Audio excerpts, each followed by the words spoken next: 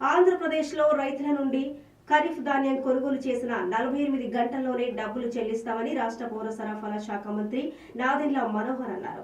ఏలూరు సర్సిఆర్ రెడ్డి ఆడిటోరియంలో నిర్వహించిన కార్యక్రమంలో పాల్గొన్న మంత్రి 2023 నుండి 2024 ఏడాదిలో వైసీపీ ప్రభుత్వం రైతుల నుండి కొనుగోలు చేసిన ధాన్యానికి సంబంధించిన బకాయిలను మంత్రి చెక్కుల రూపంలో రైతులకు పంపిణీ చేశారు.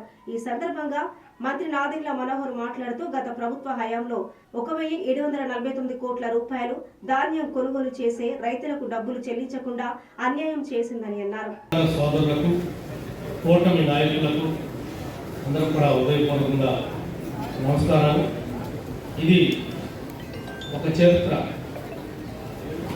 ఆరుగాలం వ్యవసాయం చేసి కౌలు వ్యవసాయం చేసి అప్పులు తెచ్చి ధాన్యం పండిస్తే మన చిన్నప్పటి నుండి కూడా 15 రోజుల్లో ధాన్యం బకాయిలు మిల్లర్లతో కూడా మనకు వచ్చేటువంటి పరిస్థితిని మనం చూసాం. కానీ ఈ దుర్మార్గమైనటువంటి ప్రభుత్వంలో కౌలు రైతు రోడ్డును పడ్డాడు.